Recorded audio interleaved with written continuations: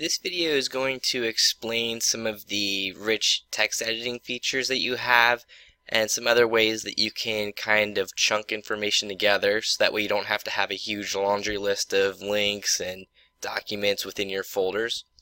So what I'm just going to do just to show an example is I'm going to go to a page that I have for this course that I'm building. So I'm going back to this important course information. So as I built this course, for this page, what I did is I just added text initially, and then as I look at this right now, I can see that I added a link and I just have some text there. But I left a placeholder at the bottom of my page for supporting documents. So whenever I want to edit a page or anything within Schoology, all I need to do is click on the little gear button, and I'm going to click, in this case, Edit Page. What'll happen is this window appears and all of my rich text editing tools are basically listed on this top bar, and then there's also some options for down below. So what's kind of cool is with this text editor, it allows me to identify if something's a header, so it makes it bold, or if I want to have the text bold or italicized or anything like that. I also have the option to do numbers and bolded lists, highlight text, use special formatting for the text or move it left or right. I can also add links or add content.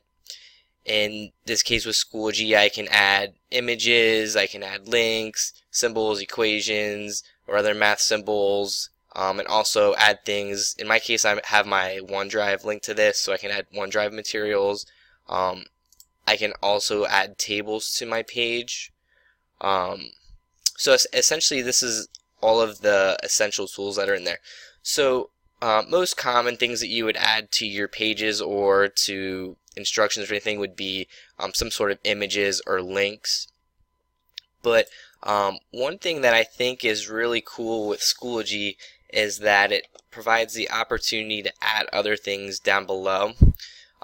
So if we look down at these options, I can add a file directly to this page. I can add a link or an embed, which would show at the bottom of the page. I can add a document or anything from my resources. I could add an audio or video recording of me going over any information that I'd want. Or eventually when we get to the point where we build external tools into the course, you could potentially add that as another resource at the bottom of the page. But what's pretty cool about this is, for example, if I want to pull something from my resources, I already have a document in mind that I'd like to pull. I'm going to go find it in my OneDrive folder. What I'm going to do is I'm going to pull a document that I'm going to use that's going to serve as the course communication policy. There we go. So I'm going to import it. In my case, I'm going to just import it as a file right now just so we can see what it looks like.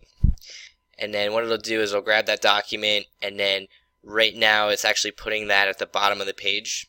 If I hit Save Changes, what it'll do is it'll add that document down there that'll support the other information that is listed. Okay, so just like we stated in the text portion of what we're looking at right now, having the ability to add documents within a page or within a set of instructions will potentially make your course easier to navigate for the students, because there won't be a long list of things within the course unit folder or section folder or however you have it organized, but now you'll have the opportunity to actually put things directly on your page. So I hope this was helpful, and if you have any questions about adding different things to your courses, just let us know.